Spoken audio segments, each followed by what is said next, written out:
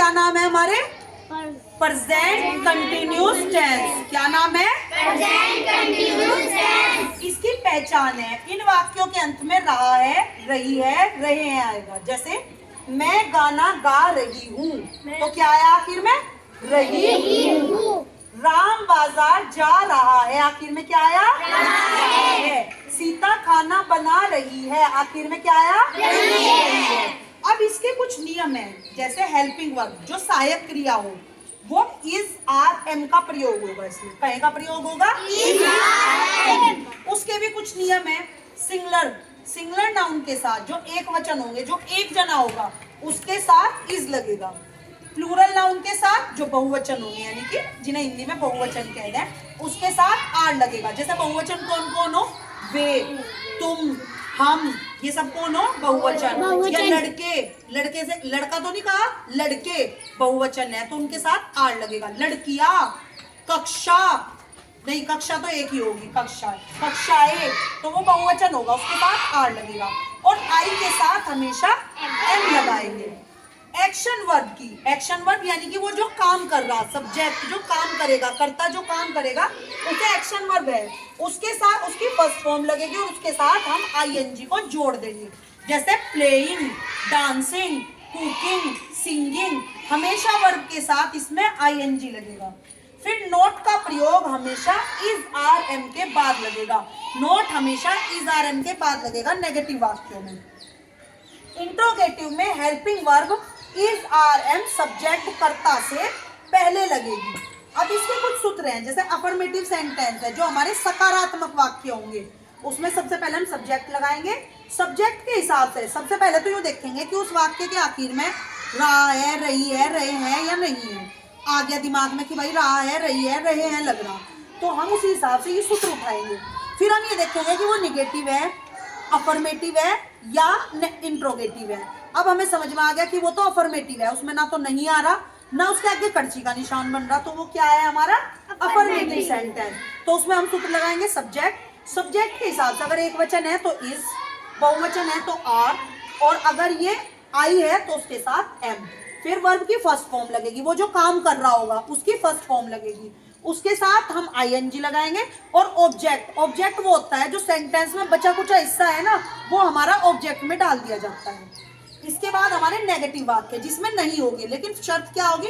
उसमें क्या भी ना हो, क्यों भी ना हो, कब भी ना हो, कैसे भी ना हो, कहाँ भी ना हो, केवल नहीं हो, तो वो हो गया हमारा नेगेटिव सेंटेंस। उसमें सब्जेक्ट लगेगा, सब्जेक्ट के हिसाब से एक वचन है तो इज, बहुवचन है तो आर, और आई है तो एम।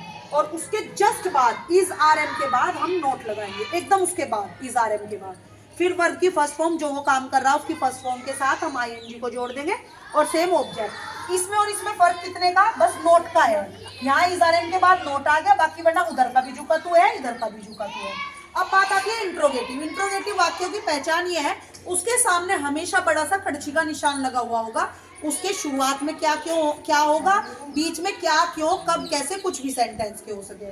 तो इसमें इंट्रोगेटिव में हम डब्लू खानदान के लगाएंगे। अगर बीच में क्या, क्यों, कब, कैसे आ गया तो उसे बीच वाले को उठा के उसकी स्पेलिंग शुरू में लग देंगे।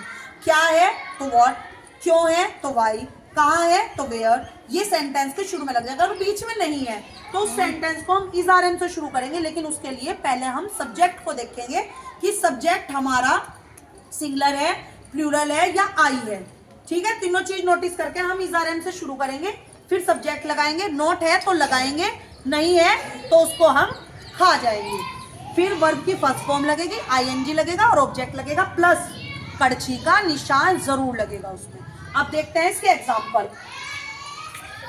जैसे मैं गाना गा रहा हूँ, इसका हमने पहचान कर ली, रहा हूँ आ रहा है इसमें, तो इसका मतलब ये क्या है हमारा? Present continuous tense.